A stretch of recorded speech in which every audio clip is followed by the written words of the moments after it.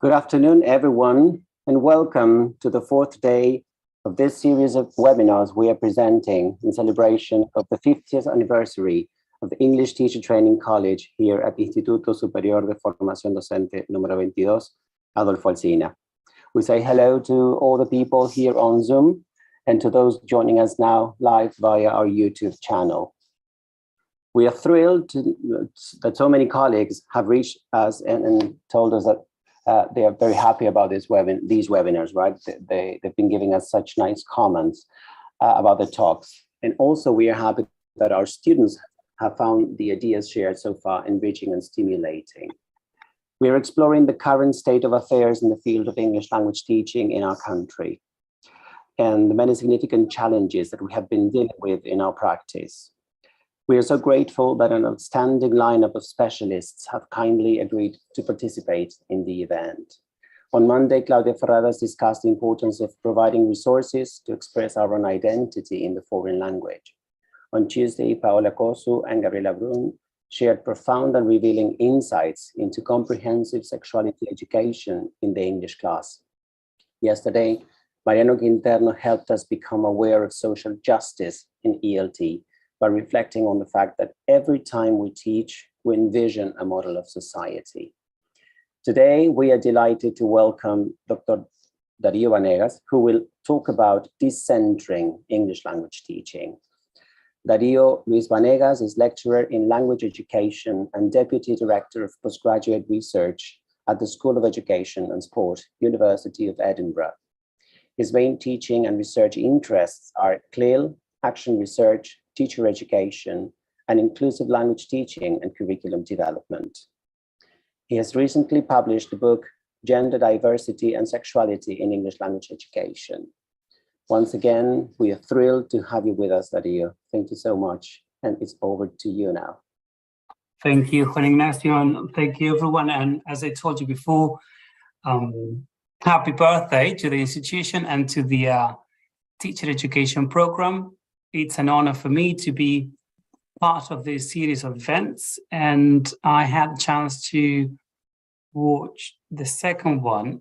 Yeah, that was Paola and Gabriela.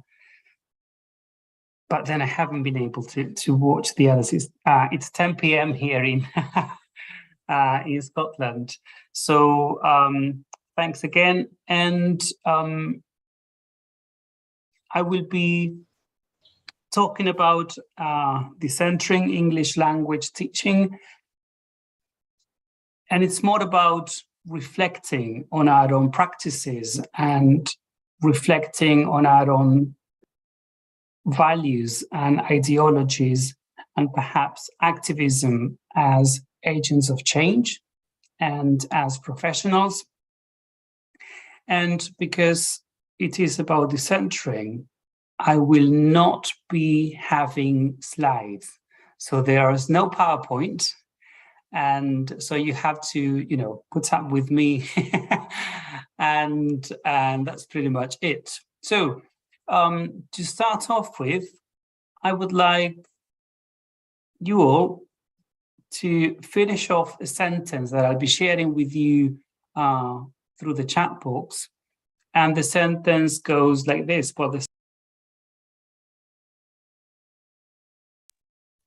Can you all hear me?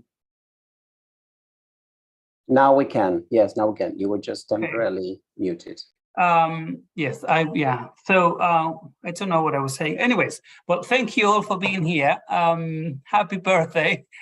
No, we heard that. We heard that. The only part we missed was just the very bit you said after. All right. We're going to write something down in the chat box. Okay, lovely. I'm sorry about that. So what I would like to start off with is by asking you whether you could complete this sentence.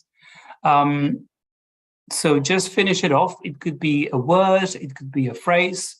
You don't need to write a paragraph or an essay, but you could if you want, but I will not be around.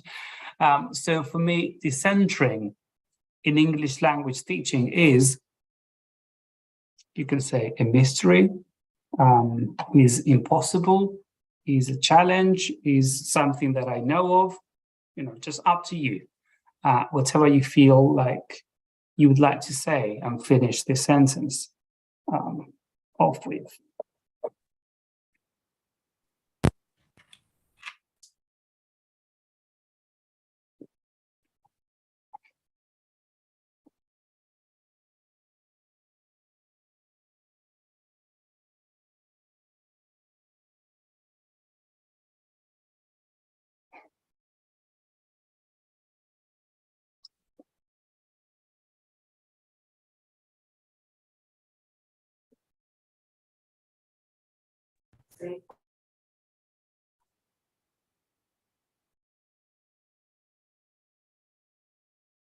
Okay, thank you, Luca. So trying new ways, yes. A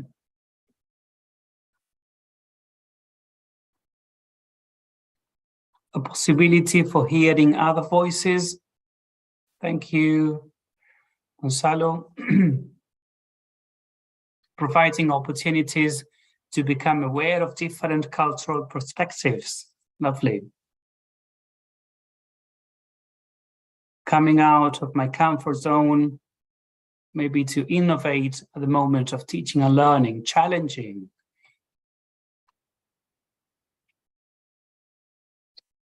And yes, focusing on others' needs.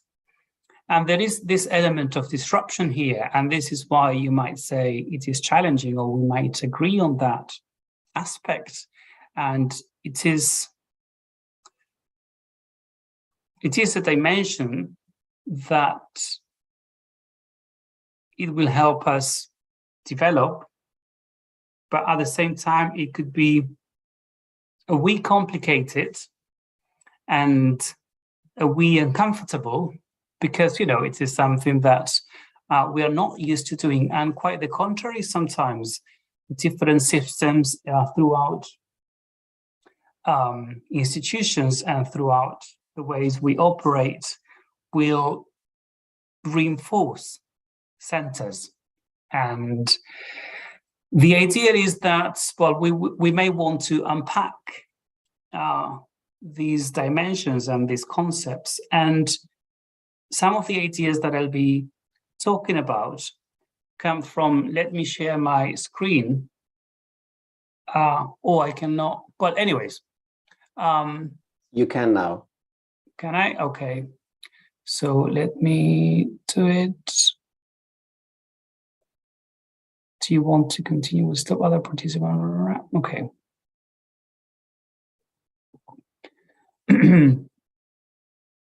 So the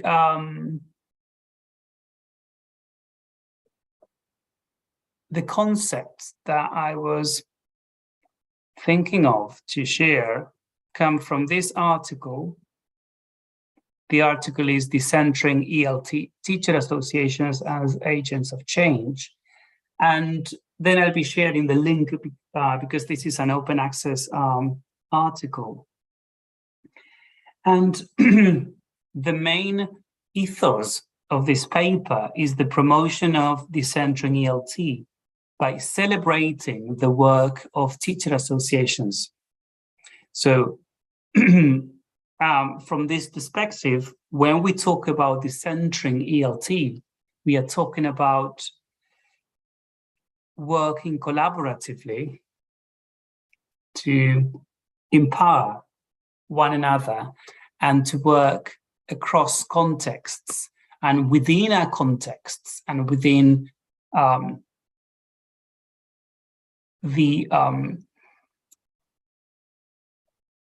the places that we inhabit professionally. And this is about teaching and learning. And I would like to read out the definition that we put together here for decentering ELT. And this is, as we say in the article, this is a provisional definition. And let me put on my glasses so that I can actually see what I've got on the screen.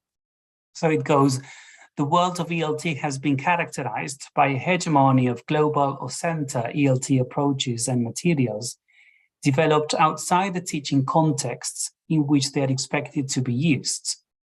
However, these approaches and materials like frames of action, are not necessarily appropriate to and do not necessarily recognize teachers and other insiders' experience and expertise in those contexts. Work needs to be put into empowering teachers to develop contextually appropriate thinking and action on methodology, materials design, curriculum development, teacher education, etc., in relation to the needs of their local contexts. Empowerment involves collaborating with teachers, encouraging teachers to collaborate with each other, to articulate key features of their work, reasons for these, and ways they feel their practice can be improved. And so we move on to say, this process can be termed decentering ELT, in contrast with English language teaching, which is centered on outsider agendas. Decentering ELT is not about proposing new teaching methods or changes in educational policy, but rather about recognizing contextually situated insider expertise and creativity in actual practice, and through this, supporting teachers and groups of teachers in understanding and extending practices that are effective for them. So you see that this is, so to some extent, the definition that has been provisionally advanced in this paper somehow reflects what you folks just shared in the chat box. So it is about reflecting on our practices. It is about focusing on maybe new ways of teaching that will be, however, meaningful to us and that will help us improve our practices, because more often than not, what happens is that teachers are perpetually placed in a deficit position. So we are not doing enough. It's not good enough. So we should be doing something else and always something else. And we recognize, of course, that we could do things better, but at the same time, we also need to recognize the good practices that we already exhibit, you know, like the success stories that we have behind our backs. So in connection to teacher associations, I don't know how many of you are aware of teacher associations in Argentina or in other places. So, for example, you can think about FAAPI, that will be the Federación Argentina de Asociaciones de Profesores de Inglés, and within the federation, we will find regional associations. Like, for example, while I was in Esquel, in Chubut, I was part of APISAS, la Asociación de Profesores de Inglés de Zona Andina y Línea Sur. But, for example, you also have APIB, APIBB, I don't know, APIBA. And within, for example, APIBA, you might have research or special interest groups. And one of them is, for example, the Research SIG. And they do fantastic work. And Mariana is involved in that SIG, as well as Sylvia and other wonderful colleagues. And that, you know, cuts across the country. And you also have regional associations, plus international associations such as TESOL International or IETF, for example. So there's a lot of work going on. And it is important, I would say, that we recognize the work they do, even if sometimes we're not happy with something they do or something they say. But, you know, the usual thing is that the moment I am not happy about something, well, maybe that could give me the opportunity to get involved and do something, right? So that's also, you know, a call for chronic complainers of anything, but then their contribution is virtually nothing, just the complaining on social media, for instance. So maybe you know of other teacher associations and perhaps you would like to become part of a teacher association, become a member of one, or better still, you could start your own teacher association. And that's, again, another important aspect of decentering ELT. So you could become part of one, or you could create your own. Of course, it's not easy because it is a matter of getting together with people, and a teacher association has to have, formal recognition, etc. But again, that doesn't mean that you cannot start small and get together with other teachers, other people, to discuss issues of practice or whatever it is that you would like to focus on. And as I was thinking about this webinar, I was thinking about what we already do that demonstrates or that illustrates decentering, right? I am not here to tell you what people should do. I am not in that position. So, for example, and again, these are things that you might, of course, agree or disagree with me. But for example, I think that we engage in decentering English language teaching when, for example, when we interrogate a course book. And what do I mean by interrogating here? By going beyond what a course book offers, right? Say that we choose a course book coming from an international publisher, right? And even when international publishers have local authors, the ethos behind that book is international. And it may respond to broader frameworks of reference, because after all, what part is to sell the book. Otherwise, they would be giving it out for free or at a much lower price. So there is, of course, an interest in education, but at the same time, a publisher is a company, right? It's not a charity. And that's business. And at the same time, that business creates job opportunities. So it is important, to understand all these other aspects. And this is why, even though, of course, I am fully aware of the situation in Argentina and our context, that's why it is important to buy books, to buy the actual book. And I've also made copies, photocopies of books, etc. But I know that every time I buy a book, I am supporting an industry, and I am supporting people who depend on that industry.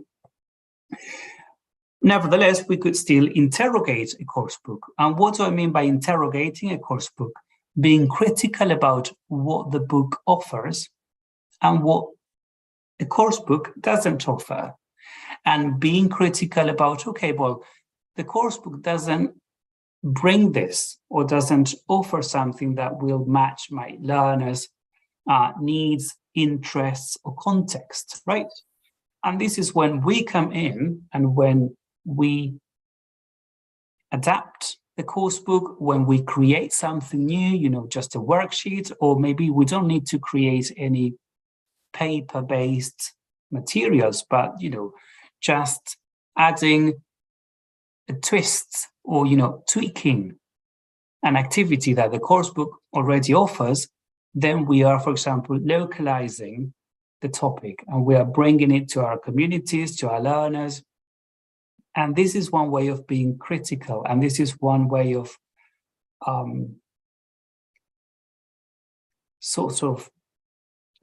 shifting the center in the teaching and learning processes. So, for example, sometimes, the course book becomes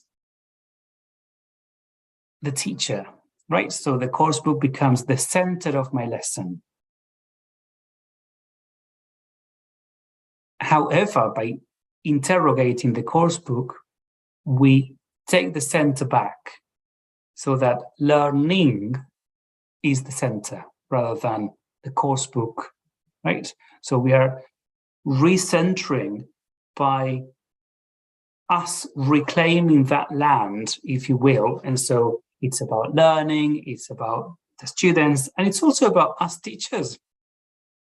So that could be anything. And Angel is saying, well, this twist should be with diversity. Well, yes, it could be with diversity. It could be about, for example, I saw Gabriela and Paola's webinar. So, for example, if you have a heteronormative family, then you could say, you know, this is one family, but what other families can we think of that are present in society? It's not that you are doing anything science fiction here. So what else do we have already in society?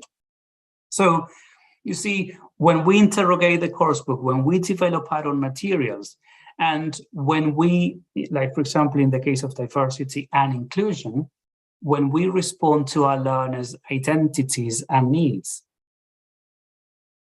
So again, this is something that we want to think about, and this is something that we were discussing today with a group of teachers here in Edinburgh.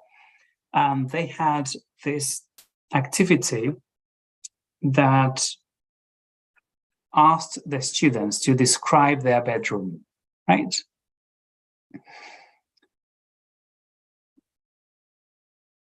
With the assumption that every student has their own bedroom, which is not the case necessarily. So we were thinking about this situation that to some could be a situation of privilege. And so students could be prompted to, perhaps they might not say anything, or they may not write anything, because what the course book is asking them to do is not connected to their own lives, to their own reality. And so they may lie, or they don't want to disclose any information that will make them feel uncomfortable. And it could be the case that, you know, typical thing, tell me about your holidays. It could be the case that they have literally nothing to say, because that's well beyond their reality. So you could think, and you know, the teachers, these are teachers from the Basque Country. So teachers could say, you know, well, let's talk about an ideal bedroom, or let's talk about any part of your home that you feel, you know, happy with, or what makes your house your home, or what you like about it, or whatever it is, but without being judgmental and without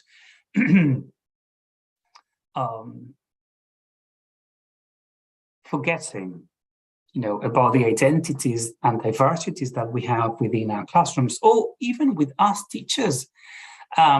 You know, I have a colleague of mine, she's wonderful, and she's in the office every day because she doesn't have a space in her home to be working.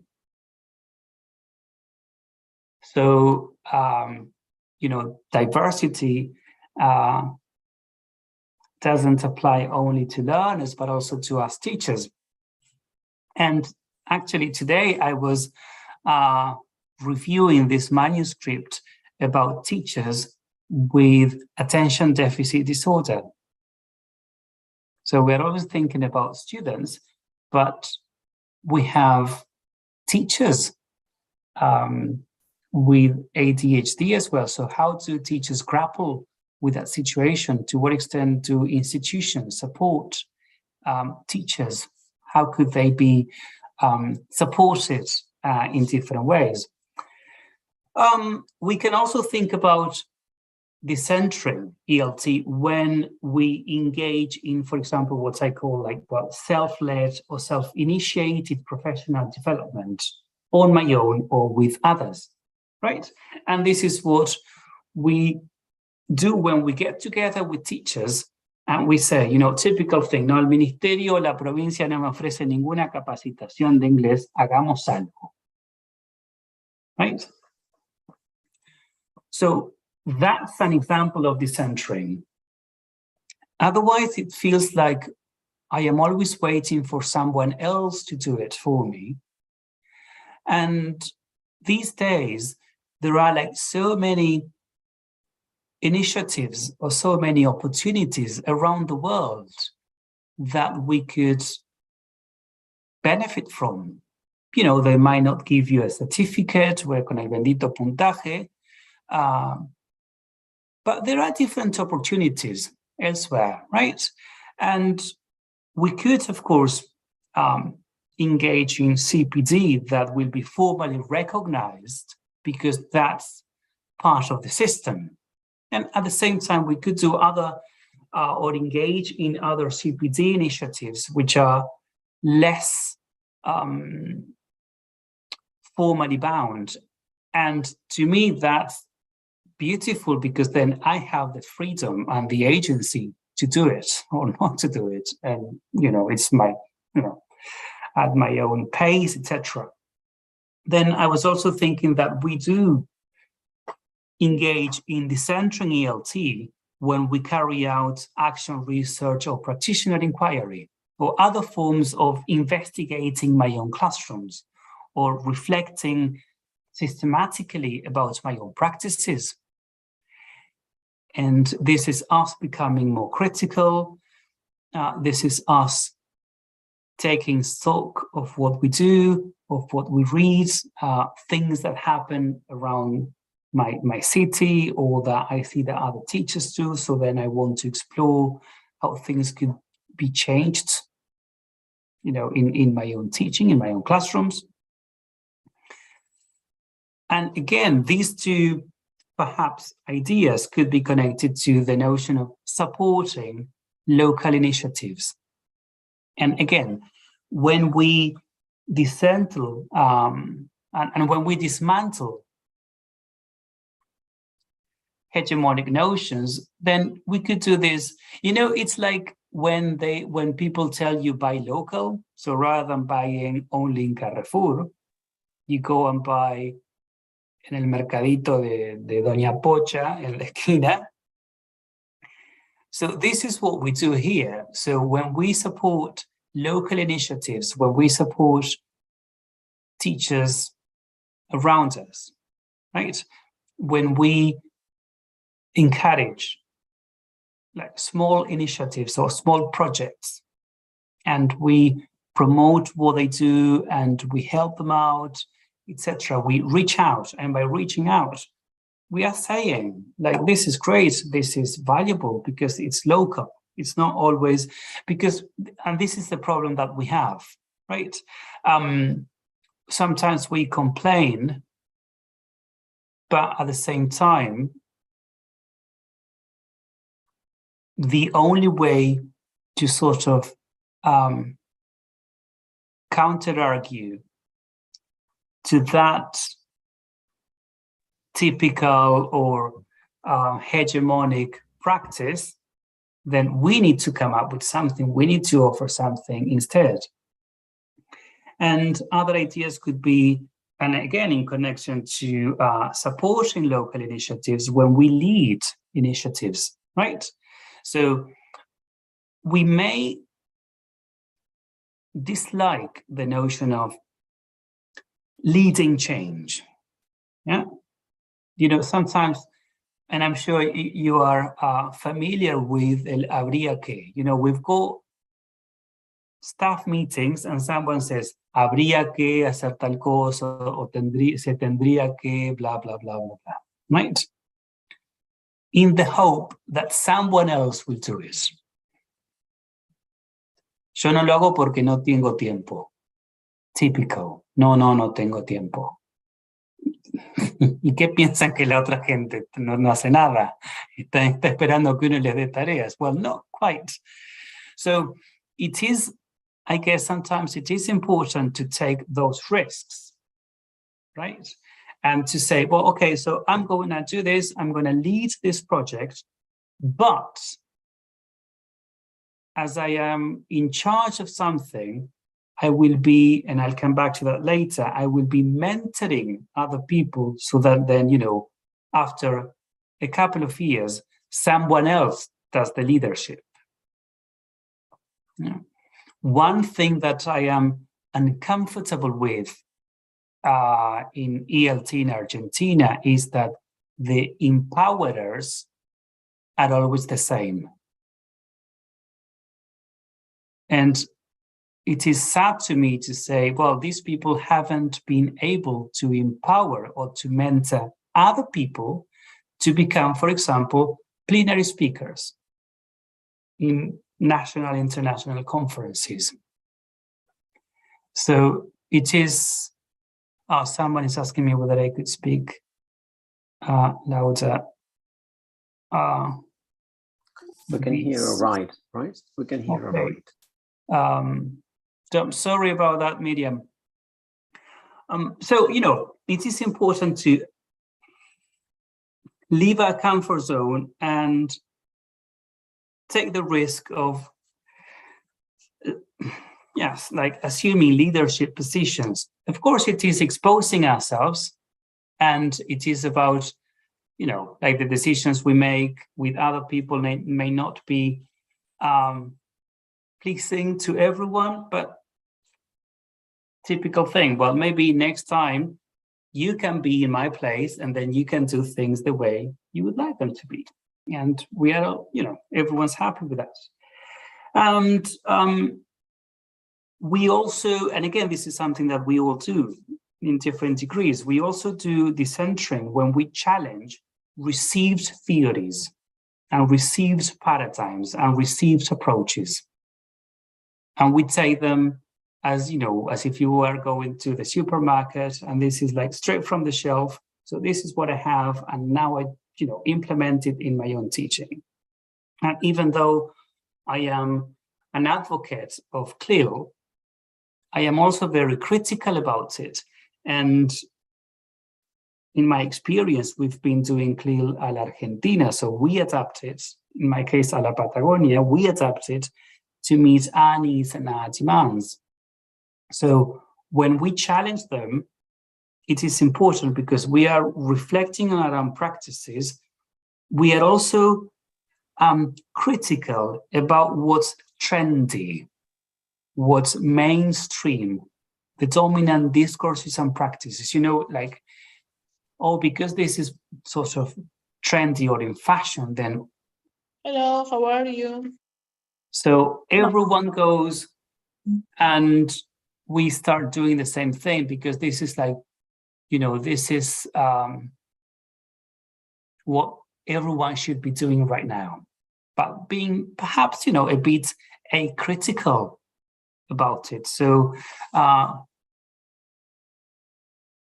not because everyone's doing it means that it is what we need. It is what we want. Because, we might have other situations, other interests. Our learners could be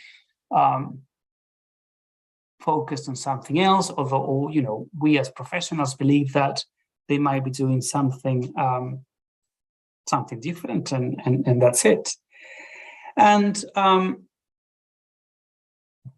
we also do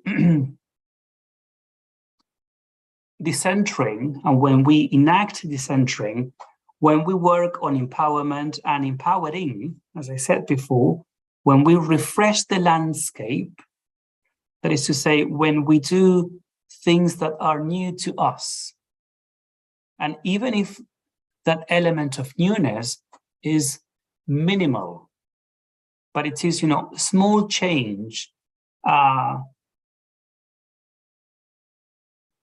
little by little will give me confidence to arrive at, something greater, something larger that I could share with other people, with my colleagues and students, why not, and the community.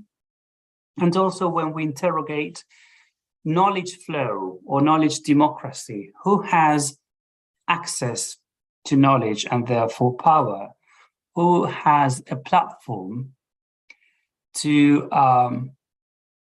disseminate knowledge, to disseminate practices, right?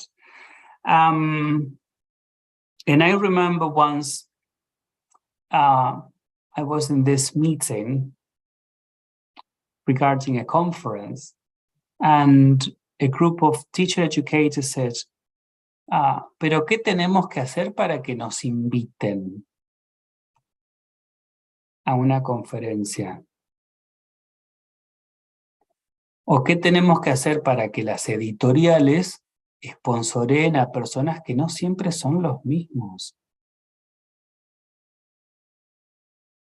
And then that creates a situation of people saying, hey, come on, we can always, refresh the landscape and have more people coming in. I'm not saying that, some people should go for other people to come in, the more the merrier. But at the same time, I am aware that the space I am, for example, occupying today and now with you, there could be someone else. And I chose to accept this invitation and to be here, right?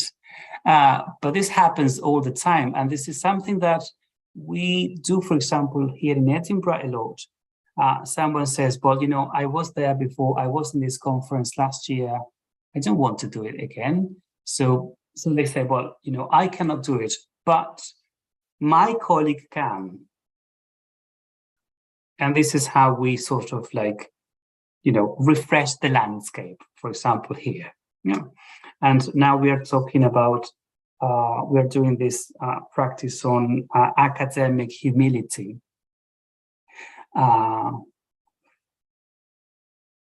Which is disruptive at the same time, because, my job, as well as my colleagues, is to advertise what we do. And to advertise what we do, we need to be exposing ourselves out there and to tell people, hey, look at my publication and look at the conference and this is that, because, it's part of my job now. And we can also, and as I said before, we can also contribute to the centering ELT when we engage in mentoring other people, right? And this mentoring could be mentoring novice teachers, mentoring student teachers, mentoring someone that doesn't or hasn't had the opportunity to be working in situations where they need to make decisions. And this is about agency, right? So that the moment I make a decision, then I need to be looking at what I need to arrive at the goals I have behind those decisions. And this is important because as we do all the things that, somehow I've been listing, we enact again the centering when we create our own communities of practice and when we engage in creating our own theories of practice. And this is something that we do. So we all have our own theories of practice. That is to say, we've got our own beliefs, our own values about what is good for my students, what I consider is good, effective, meaningful, relevant teaching and learning and additional language. So that's our theory of practice, because we know as teachers what works and doesn't work with my students. Which doesn't mean that another colleague will do it. They will do wonders. Whereas in my case, I could say, oh, it didn't work. And maybe it's because, I didn't understand something that I had to do, or I was in disbelief anyways. So whatever people would ask me to do, I would be like always, kind of. carrying a few caveats behind those decisions. And my last point of talking about decentering ELTs, I think that we also do decentering, or we promote decentering when we create spaces like this one, like the series of webinars, but when we create spaces to think, when we create spaces to play around with ideas, to play around with the curriculum, to play around with what we believe is the norm, to play around with our own problems and issues. And so we also create decentering when we talk, but I would say more and more when we listen to other people, when we listen to teachers. And as I told you before, we are now currently training this group of Basque teachers, and we are helping them develop lesson plans with a clear approach. And it's interesting because when we ask them to show me their lesson plan, before they show me the lesson plan, they start telling me, well, déjame que te cuente de mi escuela. And that could be a 30-minute session about them telling us what their school is about. And this to some extent shows that teachers want to be heard. They want to be listened to, and they want someone who can actually maybe not necessarily provide feedback or say anything, but someone who can listen to them, right? So it's about time, and it is about creating those spaces, and it is about creating time to listen to colleagues, to take note of, of what they say, and for them to have the ability to language their issues, their problems, their ideas. And if teachers, because I have been there myself, if teachers, excuse me, only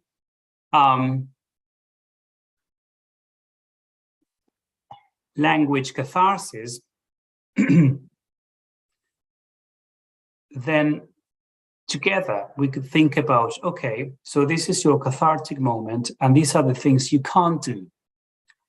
No, porque el ministerio, porque la escuela, porque los estudiantes, porque la cantidad de horas, porque todo el programa que tengo que enseñar, blah, blah, blah. And then the question is, what do we do? Because we all know the problems. And believe me, the problems that we have are the same problems that teachers here in Scotland have. There's not enough time, the students, blah, blah, blah, and they don't know any English, they don't know any whatever it is. They have problems at school, there are issues with drug abuse, etc., etc., etc. And I don't have the resources I need for my teaching, I don't have the number of hours I would like to have for them, to learn another language, etc. Exactly the same problems that we could hear in Argentina, with different, of course, variations, but nevertheless, the same issues. So what do we do? Because again, at the same time, it could be tiring and stressful to be listening to the same palaver of complaints all the time, and that's all you do, and that's all that you will hear. So this is why, again, when people get together to work on something like teacher associations do, is, okay, so what can we do? And this could be, I would say, more preferably with a colleague.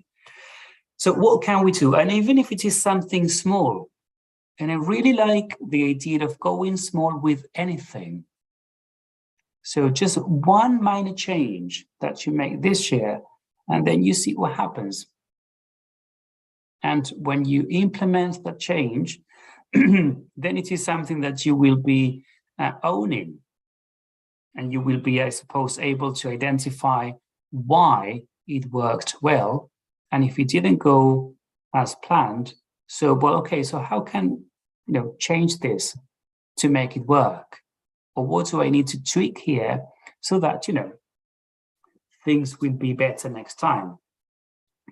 So as you see, if we go through the list that I have here about the centering is not just geographical, because at this very moment, I am in the center of language education. But at the same time, within the University of Edinburgh, there are issues with decentering, right? And for example, one thing that we do is when we invite speakers, for example, this is something that I'm doing, I invite Latin American speakers. Or when we invite lecturers, we don't invite lecturers from the usual centers, not necessarily geographical, but centers of power or centers of knowledge. And it is about ideologies, yes? And sometimes people think that they don't have any ideologies. We all have ideologies. Sometimes we don't recognize them, but we could not operate without ideologies, because even saying that I don't have an ideology is an ideology, right? So that's inescapable. And of course, this creates discomfort, and sometimes it is political, and say, no, like, ahora viene la política. Well, again, education is political, because the moment, for example, I decide to include English, and I do not include Portuguese in the curriculum, that is political. Or the moment I follow one course book in particular and I don't do something else, well, that's also political, because it's about decisions. Politics is not only political parties. Politics is much wider, and politics is about decision making and what supports my decisions. And so you see that decentering could cover different areas. And I would say that decentering is also about activism, right? And by activism, I mean, leaving our comfort zone and doing something. Yeah. This doesn't mean starting what you could, starting your own republic, but something small, something that you feel happy about, something that feels good.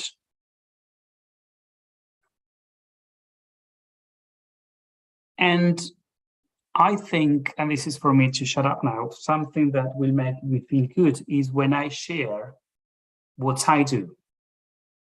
And when I recognize the things that we do well, and when we take stock about the things that, people could be doing differently.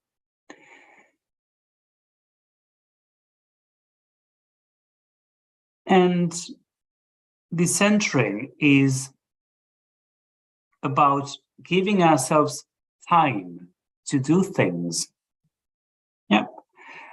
Because, it's a lot of work, and far from it, I'm not suggesting that we need to be doing all the things that I've listed.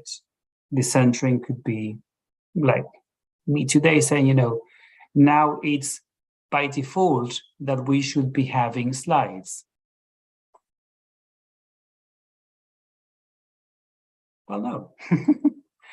I'm doing a slideless presentation, and I feel good about it. Don't know about you, but personally, I feel good about it. Anyway, so any comments, questions that you folks have, please, the floor is yours now.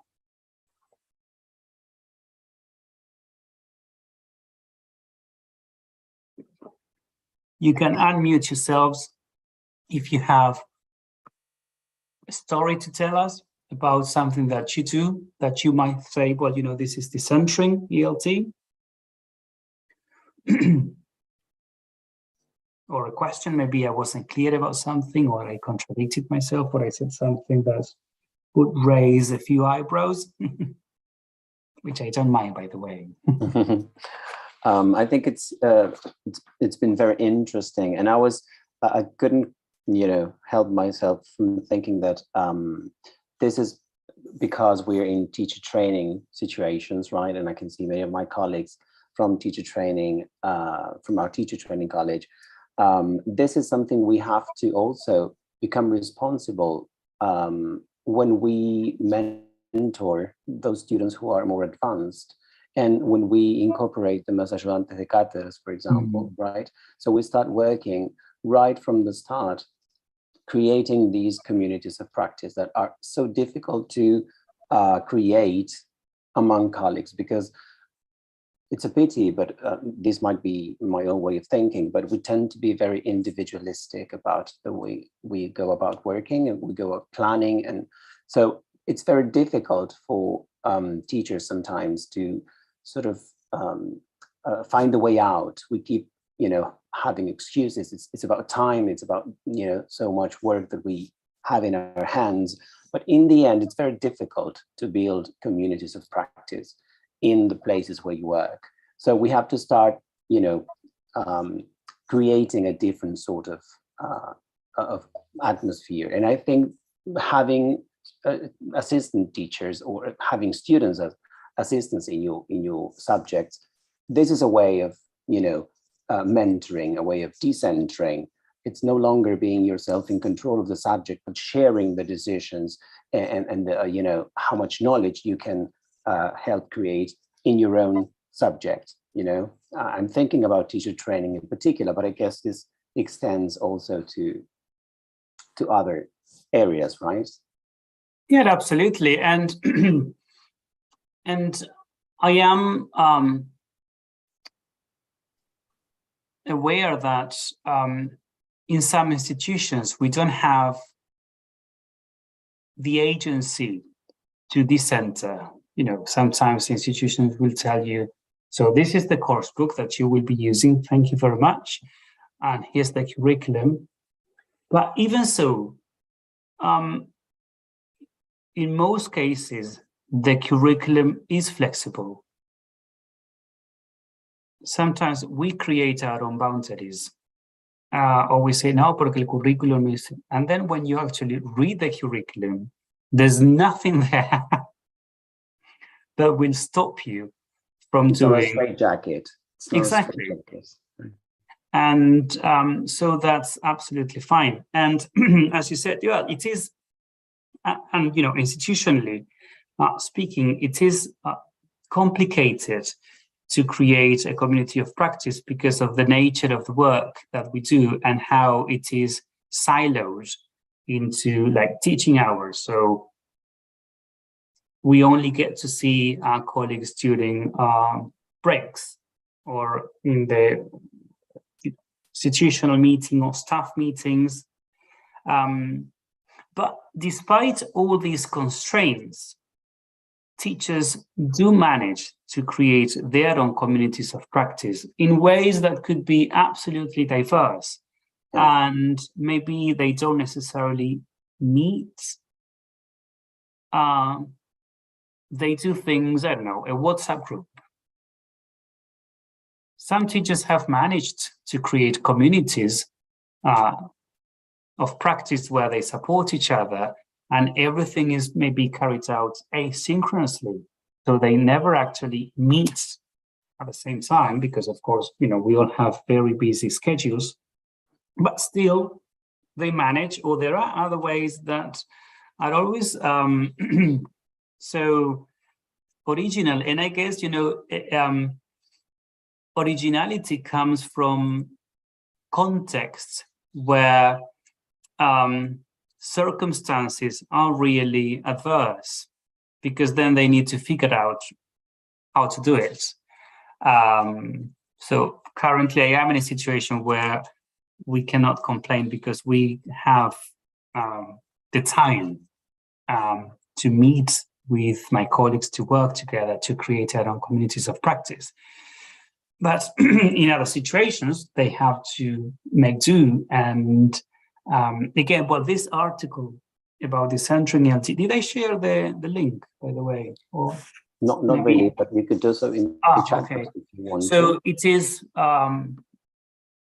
so there are different examples of teacher associations around the world that they have managed to make do and come up with all sorts of ideas for encouraging each other and working as communities. And, like these days, there are so many things online. Like Mariana, was this the village? Is it village something? EVO, Darío? EVO, Electronic Village Yes, Online? that one. Yes. Is that what you mean? Yes, Yeah, that I was writing in the chat about it, about communities of practice, national and international, which started during the pandemic or even before, and they are now expanding. Exactly. Yes. Thank you. So that's another example. And you even have the problem of time differences, right? Because people are in different countries altogether. So yeah, and there are lots of cases of good practices in terms of decentering English language teaching when teachers create their own projects and they do something absolutely original that you wouldn't find in a course book. And that, in defense of course books, that's absolutely fine, because we cannot expect a course book to solve all our problems and to attend to all our needs, because that's virtually impossible, right?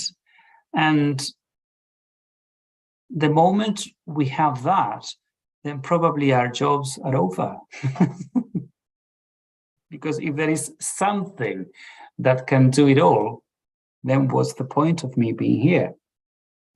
And at the same time, that's great, because then the course book gives me the space to do my own thing, that is to say, to teach, which is what, what we enjoy and what we have been prepared for formally.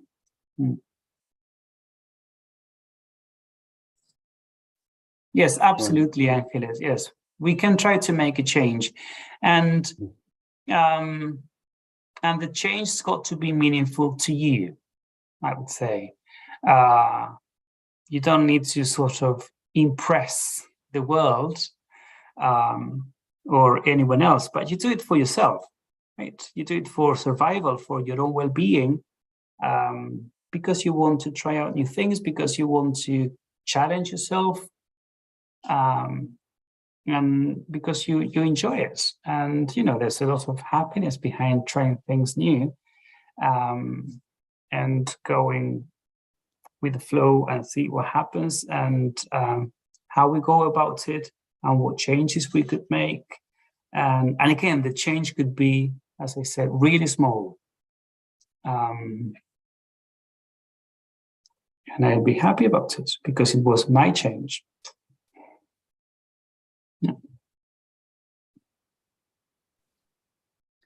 You've been talking about teacher associations, so I want to take the opportunity to say that our colleagues and friends at APIBA, they have been spreading the word about these seminars and about our anniversary. So I guess it's only fair that we not only thank them, but also let people know that they can join the association and they can find special interest groups, where they can probably go ahead and initiate professional development, from different places with different people. So that's another opportunity for decentering.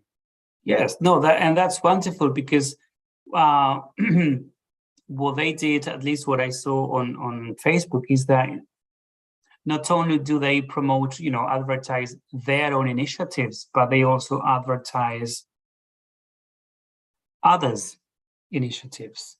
And so it's not just, playing your own trumpet all the time, but, recognizing and celebrating the work of other people. So that's wonderful. And that's community building, I would say. Yeah.